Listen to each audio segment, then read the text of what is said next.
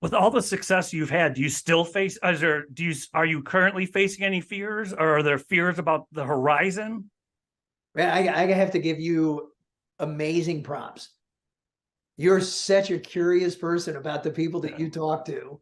I love it. I love it, man. Thank you. The answer is, thank you. Are you kidding me? I've been on a ton of podcasts and people just same questions. Welcome to the Idea Climbing Radio Show. Today, we're going to be talking about how to set big, audacious goals to reach your next big idea. And my guest is Bruce Eckfeldt. Bruce is a strategic coach, the CEO and leadership team seeking predictable growth, a 5 times Inc. 5,500 award-winning founder and CEO, Inc.com weekly contributor since 2017, podcast host, Retreat Facilitator, and he's been involved with Entrepreneurs Organization, or EO Leadership, for over a decade. With all that going on, Bruce, thanks for making the time to be here. I appreciate it. Thanks, Mark. It's a pleasure to be here. And when it comes to setting big, audacious goals, or came up in our last conversation, taking big swings, before we get into the strategy, what's your story? How did you start doing that successfully? Yeah, I actually started pretty early. I think when I was young, I got into sports and fairly quickly got into triathlon. And in triathlon, there's some pretty big events. And I think the first half Ironman I did, it was big. I think I was 17 when I completed my first half. And just that whole idea of doing something that seemed pretty crazy and pretty insurmountable in the beginning, and then taking the time, took me about 6 months to train for it and get through the steps and figure out, piece by piece that I could get there, I guess showed me the value of taking some pretty big swings, of setting some pretty big goals, even ones that you didn't know exactly how you were going to achieve. And then all the benefits that come from that, not just achieving the goal or getting close to achieving the goal, but all the things that happen in your life to help you get there, and all the kind of positive benefits of that. So it started quite early, and then from there kind of cascaded in all sorts of kind of areas of my life. So when did it translate into the business world for you? I would say the business side, well, the biggest one was certainly founding my company. So it was back in 2002. And honestly, I got laid off from another company and was kind of figuring out what we were going to do. I had a friend of mine. We kind of got lead on a project. We worked together on this project that led to another project that led to another client. Before we knew it, we had a consulting business going. We were a lean, agile consulting group. And at some point we decided, well, let's just roll with this, right? Like, let's see what we can do. Like, we didn't have particular ambitions when we first started to create a company. But once we saw the possibility and the opportunity, we were like, let's just go for it. And, I think that, there was a series of then, moves we had to make to get there. But that cascaded, positively into, building a business that, like you said, we were on the 500 list 5 years in a row, and, sold it in 2013 and really kind of set me up to the next stage of life for me. Well, when you say you decided, let's go for it, what did that look like? Where were you when you decided to, go for it? And what did going for it look like for you at that point? So I'll digress just a second, because the game I play with most leadership teams that I work with, and I call it the con game. And it's basically where I give them 10 questions or 10 questions, the answers to which are numerical values. So like, what is the height of the Empire State Building? And they have to guess. They have to give me a range, which is their 80% confidence range. And invariably, I have them do it as individuals, and then I have them do it as a team. And it's a chance for me to kind of see how they interact. But then we look at the individuals and how did individuals do? And the CEOs, the founder CEOs, are always horrible at this game. They always end up, giving this very tight ranges, and they get one, if one, so oftentimes they get zero. They get 1 or 2 right? Because they're so determined to like get a tight range and get it right and be ambitious on it. And I say, like, that's just a natural part of being a founder CEO. You have to be a little delusional to start a company because the data on how many companies survive is so abysmal that you can't look at it. You can't let it affect you. So I think early in the process, where if we were to kind of rationally look at, well, we could go out and get, we were tech folks, we could get really good jobs, paying decent amount of money. Or do we make this company work? Like, looking at making a company work, we were looking at most likely several years of kind of struggle before we'd really see significant financial gains. And we were lucky, and probably took us about a year to get us to the point where we were like, okay, we were making decent money, and probably 2 years before I replaced my previous salary. But there's a certain amount of being delusional or being willing to take on a amount of risk or uncertainty that is somewhat unreasonable. And I think in those moments is where you create those opportunities. But I think that's it. It was probably once we had that third project where it was like, all right, well, are we going to roll this thing forward and actually make a company out of it, or do we just kind of keep looking for jobs and finish this project and then find a full-time position? I think that was the moment where you burn the boats a little bit, right? Like, okay, I'm going to stop looking for other work. I'm just going to focus on the company. We're going to start building the next project. We're going to look for more clients, and we're going to start building the company. Was that moment. So in the early days, how do you balance risk with reality, both business and mentally? How did you balance those two things before you completely burned the boats? Well, I think one is you kind of have to have the assessment of the risk. And honestly, that's the hard part, right? Like, it's one thing to make a calculated decision on around risk. Like, what is the risk? What is the reward? And it's oftentimes, I think the trouble we get into is we overestimate the reward and we underestimate the risk. Mm-hmm. And that's why, anyone in project management knows is you take whatever kind of the estimates are for budget and time and you double each of them, and then you'll be halfway there, right? It's just a natural optimism, I think, that happens. So, I think some of it is, how do you get good data? We also kind of, the thing I always kept in mind, certainly in that point, was how undoable is this decision, right? So we could go for it, and if it doesn't work, I can always go back and start looking for jobs, right? Like, this wasn't as much I was burning the boats. I was really just stopping my search for a full-time job. Mm-hmm. I knew I could pick it back up at some point if I really wanted to. Now, yeah, I'd lose some momentum. Maybe it would add another 6 months of kind of building back up the contacts and things, but knowing that it was reversible at some level helps kind of takes those moves. So, burning the boats, its question is how important are the boats? How burned are they? How well can you put them back together if you really need them? So some of it is looking at what are the downsides of making a decision like that. So when did you, and what advice would you have? Because burn the boats is such a common term in entrepreneurship. When do you suggest people officially burn the boat? So not to get too technical on this, but it's really part of how we manage change in organizations. So any kind of change model or any kind of initiative thing that you're going to do inside the company that involves some non-trivial amount of change in terms of culture and process and focus, you need to look at, okay, what is my current state? What is this future state that I'm trying to change to? How bigger is that? How much better is that future state? And then what is the pain we need to go through? So I do this diagram. We say future state, current state, future state, and then the trough of the change. And we start looking at the things we can do to make that change more likely to happen. So we can increase the potential benefit. We can say, all right, well, we thought it was here. If we can get the perceived benefit to be here, people are going to be more likely to change. We can reduce the trough. We can say, all right, yeah, I know it looks really hard. It looks really bad. It's not that bad. We can bring in tools. We can bring in other people to help us do it so that we're not going to have the struggle as much. We can shorten the time. Right, so we can say, well, we thought it was going to take 6 months. We actually figured out a way to make it 3 months. We can deal with this for 3 months. We can go through that. Well, the last thing we can do, and it's a little tricky and it's a little hard, but it's basically burn the boats, is we can lower the comfort of the current situation.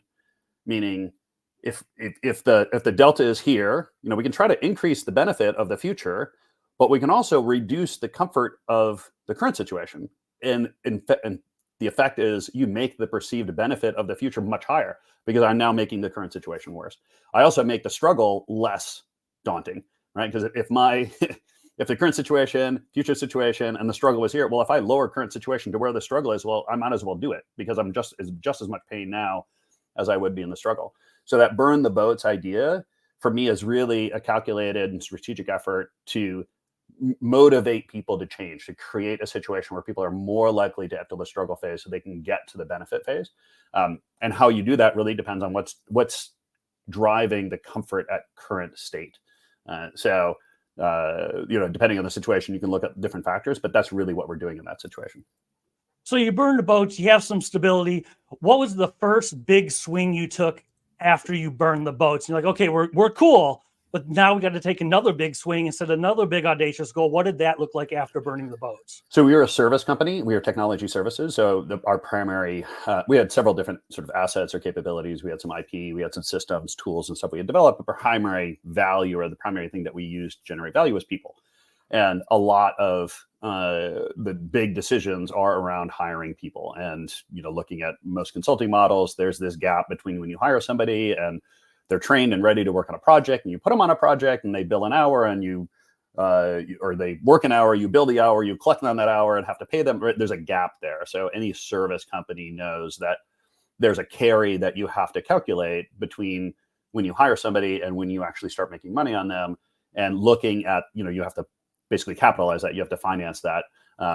And so most big swings or most big efforts inside consulting companies and service companies are figuring out how big of a risk to take on that. So you have a high degree of confidence of being able to bill them at a certain rate and make lots of money over them, but you don't know what the time frame is going to be. You don't know what the billing rate might be. You don't know what their utilization is going to be, right? So there's a lot of uncertainty.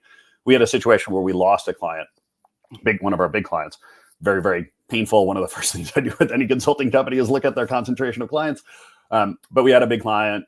They cut back the staff. They cut it in half. We ended up with about 10 people on the bench, which was big for us at the time. And we had to calculate,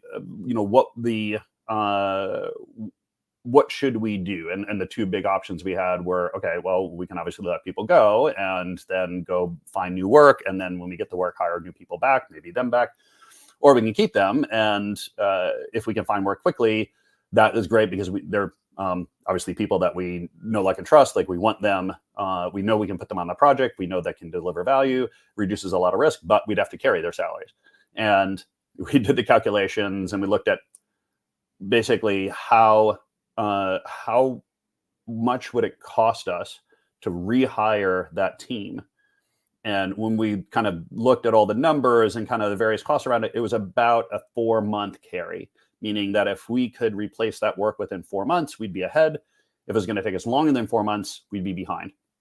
And of course, right, like, our confidence level was about 4 months. we were like, it's probably going to take us about 4 months.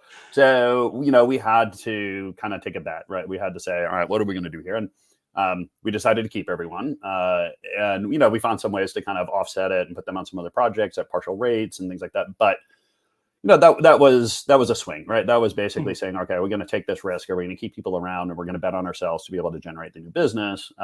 And I think we hit it within a couple of weeks. I think, we were probably a 4.5 months of time that it took. So, but you have to take those calculated risks. I would say that's, there's a lot of things in business that there's a lot of situations where you got to figure out where you're going to put the bet and where you're going to have things up. I think the idea of taking the big swings, for me, has always been about setting these goals and pushing yourself. Like, even in the case of the rehiring the team, where you make a decision that feels quite uncomfortable, because it's going to put you in a position of having to change, of having to do something new, innovate, come up with a different way of approaching it.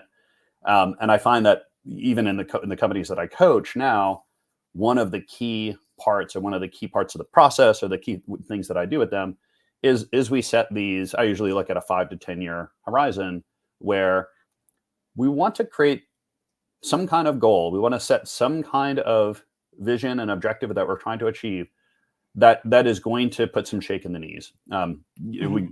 People call them BHAGs or high hard goals. There's different kind of names for them, but they all kind of serve the same purpose of they're going to force us to do things differently. Because one of the things I find, or one of the big obstacles for most companies, is they kind of get stuck in their success, right? They get very comfortable in doing things the way they've done things because it's worked. It's got them to where they are.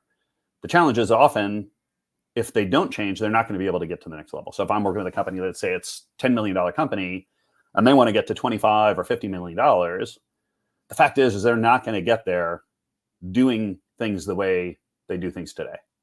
Mhm. And part of these big swings and part of the big goals is to basically force them to have to do things differently. There has to be some kind of positive pressure on their strategy, their operations, their organizational structure, that this goal is going to shake up. And I use it lots of other parts of my life as well. But I would say in the business sense, that's really this big swing benefit is forces organizational change. So what advice do you have, back it up a little bit, for smaller entrepreneurs, maybe Yeah. solopreneurs or co-founders? They're going to take a big swing. The fear smacks them. What advice do you have to moving past the fear when it hits you like, oh my God, what did we just do? How do you get past that?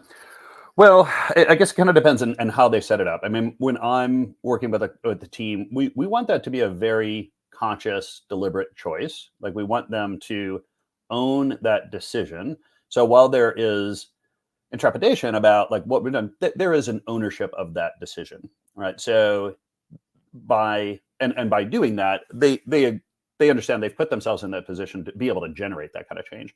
So the first thing to do, I find, is, okay, well, what are all the things that we need to think about differently, right? So we list out, all right, we need to think about how we're selling, how we're hiring, how we're deploying things to projects, how we're managing clients, how we're producing products, like whatever those core processes are. And we need to start saying, okay, what is the thing that we know is not going to scale well, right? So, and oftentimes, I would 80% of the time, 70% of the time, it's something to do with sales and marketing, right? Like, we can figure out how to deliver fairly well. It's just the way that we've generated leads, the way that we've sold accounts, the way that we've developed, sold subscriptions, whatever your business model is, that in order to generate enough leads and sell enough deals, like, we can't do it at the pace we need to do it to hit this big goal the way we're doing it right now. So we need to come up with new, different ways of generating. And so that's going to force innovation. It's going to force questioning. It's going to look at root cause analysis. I'm a big fan of limiting constraints, right? Looking at any system and figuring, where is the limiting constraint, and we need to figure out how to elevate that constraint if we're going to elevate the performance of the system. So it's a tool I find that we can use. We can use in all sorts of things, but in business, it's a tool we can use to really drive that change and find those constraints. Well, you just mentioned sales and marketing, and as far as taking big swings for companies, especially when they're smaller, and I'd imagine when they're bigger too, but when they're smaller, taking a big swing, I think inevitably is going to involve both sales and marketing. Not only that, the dynamics between sales and marketing. Mm-hmm. What advice do you have for both of them, and then marrying the two when you're taking big swings? So the first one is experimentation, right? Like, we want to, if you're doing things a certain way, we need to come up with, a handful of ways that we could do it differently. How do we test, right? How can we test and verify that these new different approaches might work? And there's various kind of strategies that people use in kind of early stage companies in terms of developing leads. You have everything: public speaking, trade shows, content marketing, SEO, SEM, right? There's a host of these that you can consider. Basically, what I do is I go through all these different options and we start looking at, okay, where is my core customer, right? Given the people that really generate profit inside my business, and there's a whole discussion around how you figure that out. But assuming that you know who my core customer is, who the best customer is, and who I want more of, figure out, okay, what channels are those people in likely to be open to a buying decision? Then we look at, what do I have sort of materials for, assets for? So if I'm going to be public speaking, do I have things to speak about, right? Like, if I don't have anything to speak about, and even if my core customers are there, or my best customers are potentially there, or prospects are there, I probably don't want to go down that path because I don't have material. Like, it's going to be a heavy lift to have the material. And then finally, I look at capabilities. Like, do I have the capabilities? It could be a great channel based on my core customer. I could have lots of great things to speak about, but if I'm terrified of public speaking, probably not a great channel to pursue.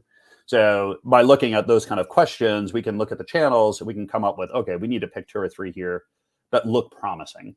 And then we need to figure out, like, what would validate, how can we test this to see if we can actually generate leads in this area? How long would it take?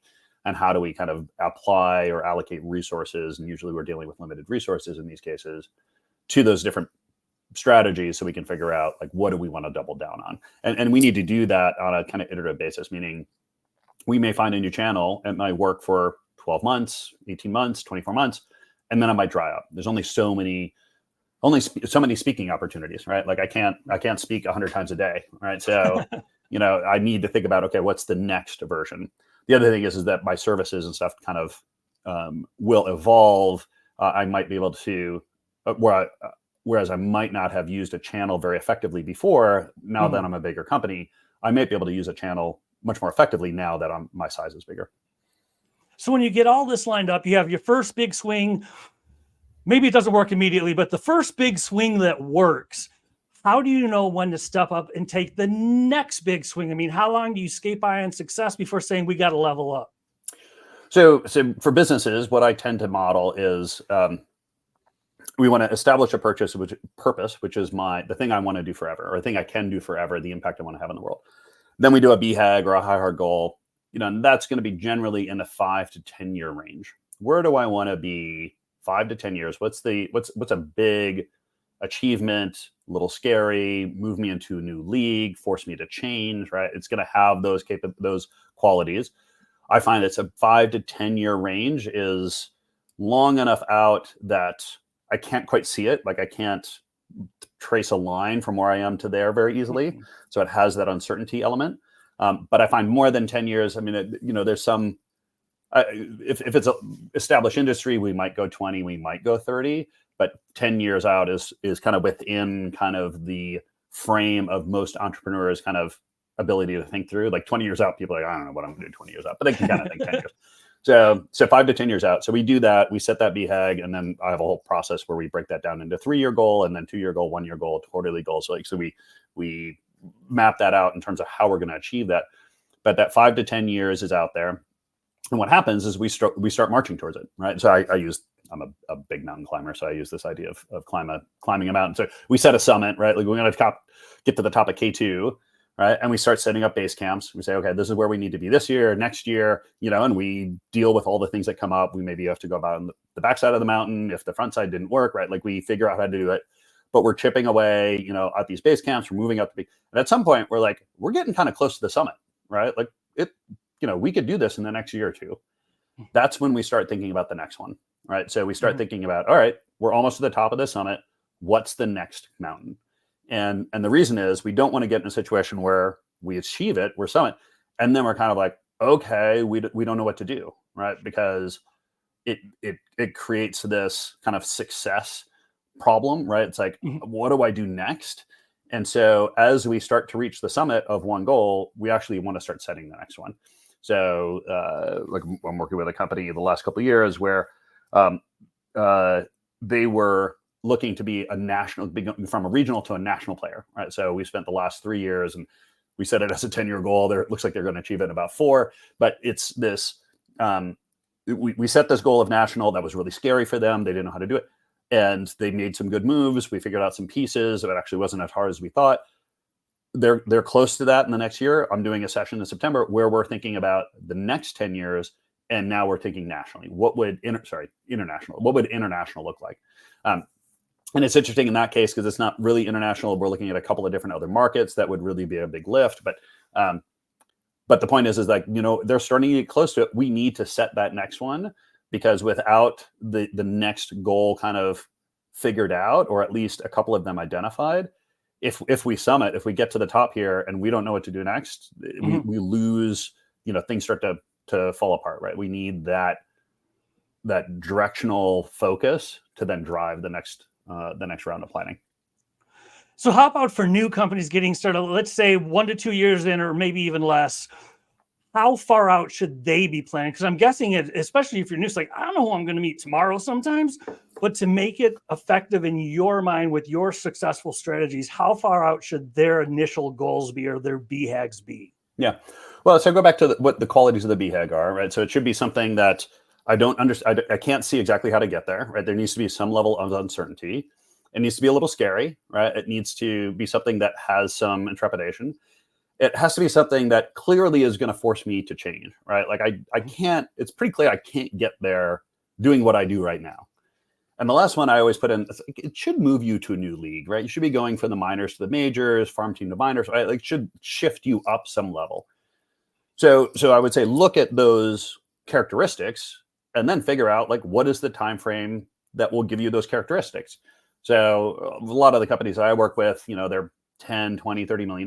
We're plotting out $100 million. That can be 5, 6, 7, 8 years. Mhm. For someone just starting out, that might be 6 months, right? Mhm. It might be, wow, if I'm generating $100,000 in revenue, annualized $100,000 in revenue, that might be a huge lift, right?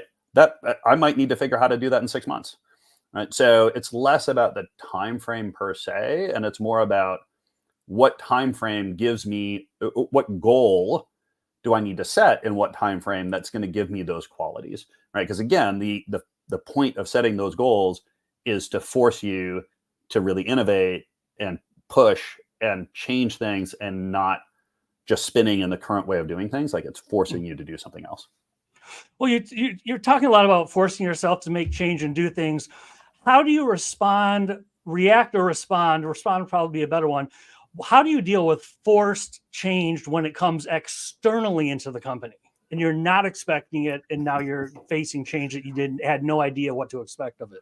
So, how philosophical do you want to get? Let's go Socrates, man. Let's do exactly. this. So, look, I would say, all of that stuff is a mindset, right? Like, whether it's internal or external, or forced upon you, or something you set for yourself, it's all just how you treat it, right? And some of the best innovations come from when things are forced, right? Like, there's a kind of a quippy phrase of like, don't let any crisis go unutilized, right? Crises are an opportunity to slaughter a couple of sacred cows, to really kind of shed some things that you wouldn't want to do. So yeah, I get it, right? Like, there's always going to be externalities that come into play that are going to impact you. But it's really, if you see them as things that are happening to you, yeah, it's going to be painful, right? Like, you're going to be in a kind of miserable situation. If you think about it, things that are happening for you, right? Leverage them. It's like, okay, great. So this is an opportunity to rethink the way we do things, to take stock on things. I mean, one of the, I'll use the analogy of moving. I've had to move probably 7 or 8 times in the last 10 years. And I live in New York. It's like, we're always looking for better rent and things like that. So they're always shifting, and things. It's but what I find is that while moving is horrible I hate it, right? Like, it upends all my life. Like, my office is upside down, my living room. It's like, I can't find anything. Like, moving is incredibly stressful. But I've also looked at it as like time to really sort of purge and think about, okay, what is really important to me? Like, what do I really want to keep? What do I want to keep? And also, it's an opportunity to redesign. All right. It's like, okay, like, what's the new version that I want to go into? Like, how do I want to set things up? Like, what activities want to be into? Like, how do I want to set up my kitchen? Right. Like, what things am I into? Like, hey, I want to start working on pastas or something like that. Like, I can like get rid of certain things, add certain things. Like, it's an opportunity to rethink, to revamp, to really kind of retool life, right? So I think anytime you have an externality inside of a business, we really want to try to figure out how to use it as an opportunity to make positive change and something that's happening for us, not really to us. How often should you engage with force change? Does it always align with BHAGs, or is it incremental in between? Here where you are, here's the BHAG. Is it just step by step, or do you force it only halfway to the BHAG? When do you force change upon yourself to make yourself better? Well, so I guess I would say I would force a new goal like that inside of a company when I see that there is not a goal that's serving that purpose, right? Like, when our other goals are not doing what that BHAG should do, then we should rethink and reset some kind of BHAG. To your earlier point, kind of what do you do with externalities? I mean, the best example would be COVID, right? Like, I had many clients that in COVID, within a couple of weeks were like, okay, like, we had hard conversations and looked at our strategies. I'd say probably a third of them were able to double down on their BHAG in some way, right? They could say, we can still do it. Like, we're going to have to, this is one of those, all right, front face of the mountain's not working. We're going to have to go around the back of the mountain, see if we can climb it that way. But the goal is still the same. It's just how we're going to approach this change. I would say a third had to come up with some kind of significant change to their process and strategy. We didn't necessarily get rid of the BHAG. We just said they're going to put the BHAG aside for a while, and we're going to have to come up with a 18 to 24-month plan about how we just kind of survive and get through this thing. Mm-hmm. And then a third of the companies were like, all right, like, we got to wipe the slate clean, right? This world has changed. If my business model is, fundamentally wiped out or fundamentally changed, where we need to rethink the business model and create a whole new BHAG around the new situation in the new world. It was, and I had one or two clients that didn't make it, right? That were just so much of a change that the current business model, we couldn't figure out how to redo the asset. So, we sort of wound things down or significantly changed the asset so that we could start another company. But I think that's probably the best example I have of a big external factor coming in and radically changing the BHAG and the goals and how you respond to it. And I forgot to ask earlier, I think now would be a good time for it too. How do you define a BHAG? Get into that a little bit, unpack it. Yeah, so it depends on where we're talking about, right? If we're talking about company, if we're talking about personal, if we're talking about early stage company, let's do company first.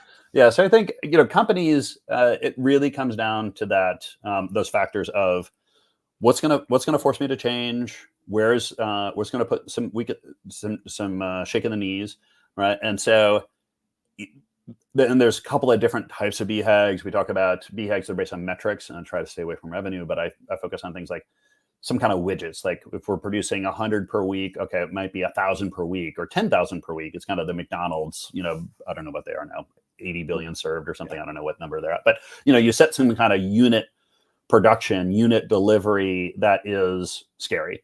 So it's a kind of a focused target one. Some of the more interesting ones that I find are competitive BHAGs. So where we identify a big player and we're going to try to take them down. So there's a industry leading player, and we're gonna take down so and so, right? We're gonna identify the Goliath, and we're gonna figure out how to be the David and dethrone them. The other one twist on that, which I like, is I work with a couple groups that focus on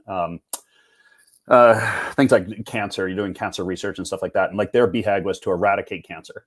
And so it's a competitive, but it's not a competitor necessarily. You're trying to get rid of a blight or something on society. The other one is a way of doing things. So I had a group that was trying to get rid of the RFP, right? Because they felt like the RFP was just a horrible way of doing things in this industry. And so they were trying to really fundamentally change the way the industry works.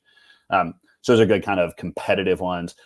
There's a transformation one, which says it's kind of the caterpillar to butterfly, right? It's like, we're in this industry, but we really want to be, or this is what we do in this industry. We want to do something else in a different industry, right? So you're retooling the entire organization. The example that I love to give there is Merck. So Merck started as an oil company. They were a petroleum company. So their BHAG was to evolve to transform from a petroleum production company to a pharmaceutical drug development company.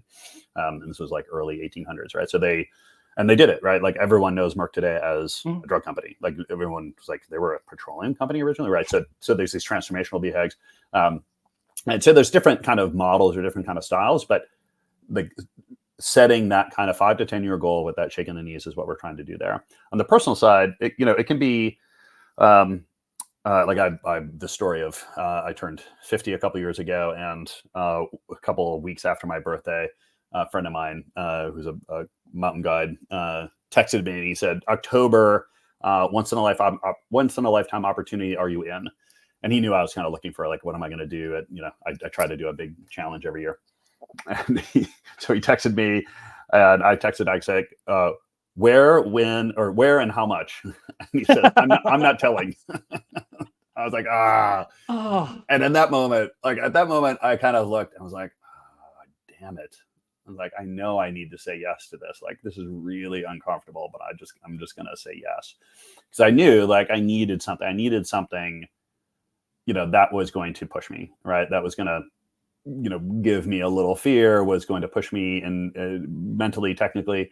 So I said, I'm in. Then later found out it was a big mountain in the Himalayas next to Everest. Is a summit called Ama Dablam, a peak called Ama Dablam. I spent 9 months training. We did all sorts of crazy, training and sleeping in tents to pre-acclimate. And, it was rough. And the experience was amazing, but it was the hardest thing I've ever done. But it worked, right? And so personally, I think, it's finding those moments where, you need to create something. It could be very personal, it could be professional, it could be, it could be fitness, it could be relationship. And there's lots of different areas you can do this in, but it's that having those qualities of a high hard goal. Okay, so kind of like work-life balance, which I don't know if it exists, but within respect to BHAGs, I just don't think it exists. Yeah. But with respect to BHAGs, how do you marry your personal and professional ones, and how do they intertwine? Well, how do you? Yeah, so I would agree. I'm not much of a balance guy. I'm a very much of an integration guy. I find the best ones, if you look at kind of, I do this kind of whole life planning process with executives that I work with, stuff, and we're looking at different areas of their lives, and we're setting these goals, whether it's financial, whether it's fitness, whether it's mental health, whether it's family, it's relationships, community. Like, we can look at these areas, and we can set these goals in these different areas. And they usually start out quite competitive, meaning the resources, time, energy, money, things like that, logistics, start competing. What I really try to find are those things, those BHAGs or those big goals we can set that are actually going to hit multiple areas. So if I have a goal of spending more time with my kids and I have a goal of being more fit, like, how can I bring those together? So can I do things with my kids that are going to help with fitness? Can I do things with, say it's community, right? Can I do things with my kids around the community that's going to help me achieve both of these things? So I find the really effective executives and high performance individuals that I work with figure out a way to actually integrate these things. So they're actually not competitive. They're not competing against each other, but they actually help feed each other, and they become, positively reinforced. So conceptually, I think that's the sort of strategic way of doing it. The other thing I find is, and this is, some people may not like this, but I think there's a certain amount of prioritization. And yes, I've got 4 children. I would say I have great relations with the whole 4 children, but I choose very specifically about where and when to spend my energy and time with them. And I choose to spend it on things that I know are going to really help our relationship. There are certainly times I don't spend with them. I travel a lot for work. I travel a lot for other things. It means I'm not around all the time. But when I am around, I try to make sure I'm using that time really appropriately and really strategically. And I think a lot of people get caught up into this. Oh, well, I should spend a lot more time with my kids, or I should do a lot more of these things. And when we dig into it, there's like, why? Right?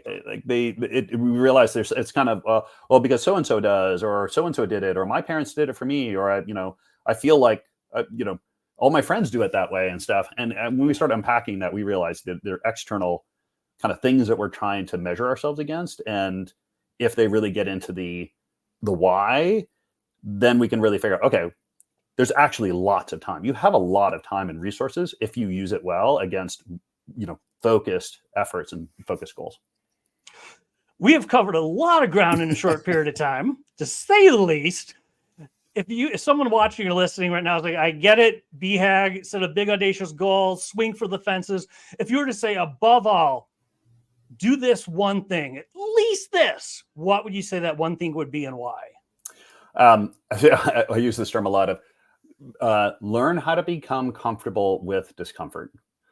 And I think if you can do that, right, it makes so much more of this possible. Like, if you just learn to be okay, learn to be somewhat comfortable. You don't need to like it, but if you can figure out how to tolerate it and become comfortable in it, that is going to give you a huge amount of opportunity and possibility. Because the fact is that that's where we grow and change, right? Is through discomfort. And if you haven't figured out how to do that, if you're shirking away from opportunities and setting goals and things like that because you're just worried you're going to be uncomfortable, you're not going to get very far. Like, you're just going to get uncomfortable. Wise advice. And if people want to find you online, what's the best place or places to go online? So there's lots of places you can go. I'd say the best place is Eckfeldt.com is my business website. That has links to all the programs I do, the podcasts, my articles at Inc. There's several other things on there too, but I would check that out. You can also find me on LinkedIn, just Bruce Eckfeldt. If you search that on LinkedIn, you'll find me. I do a lot of content, and it's kind of a hub for me. So check those 2 sources out. And for LinkedIn and the hub, that's Eckfeldt, ECKFELDT.com, and Bruce Eckfeldt on LinkedIn.